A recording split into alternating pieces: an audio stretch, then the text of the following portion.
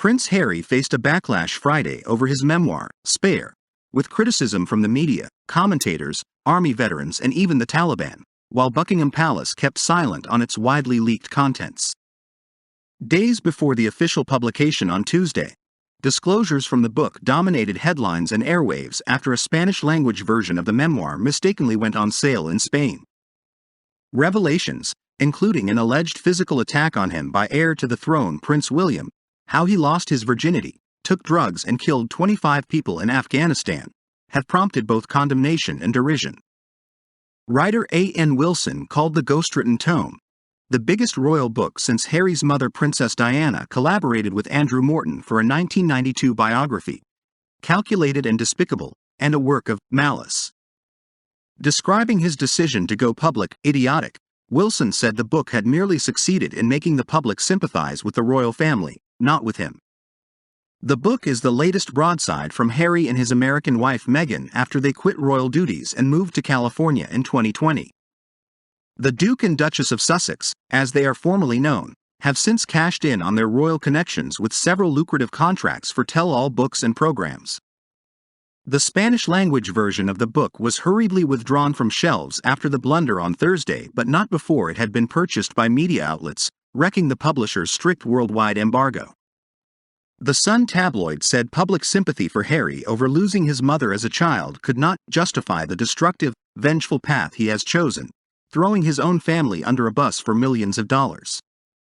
In an editorial, it pointed to countless discrepancies in his claims and advised him to listen to friends who have urged him to stop for his own good.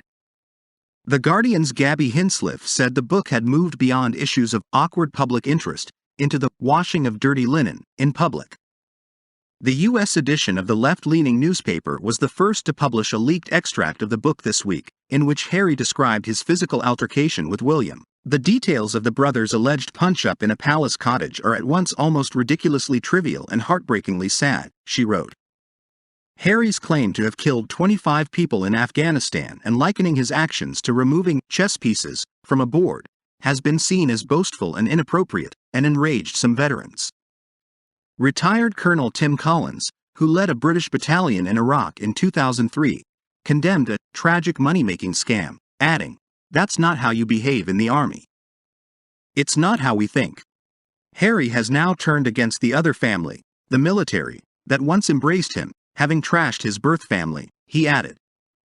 Another high-ranking veteran who served in Afghanistan, Colonel Richard Kemp, said his comments would feed jihadist propaganda. Senior Taliban official Anas Haqqani tweeted, "Mr. Harry, the ones you killed were not chess pieces, they were humans. They had families who were waiting for their return." As the hashtag #ShutUpHarry began trending on Twitter, The Sun quoted sources close to his father, King Charles III, as saying he had been saddened by the book. But there was no official palace comment. In fresh claims in the memoir reported by the Daily Telegraph late Friday, Harry alleges that his father wanted to avoid supporting him and Meghan financially because he was jealous of her. The Duke writes he realized Charles feared a novel and resplendent royal who would dominate the limelight after the now king raised concerns about the monarchy supporting the couple monetarily after their 2018 wedding. He had experienced that before and he had no interest in letting it happen to him again, Harry writes, referring to Diana, the Telegraph said. Craig Prescott, a constitutional expert at Bangor University in North Wales, told AFP the scale and ferocity of the current royal rift was unprecedented, but the royal family would probably ride this out. But any moves to remove Harry and Meghan's royal titles would require political intervention and new legislation. The royals would likely regard that as pouring fuel onto the fire, at a time when they wanted to focus on Charles's looming coronation on May 6, he said.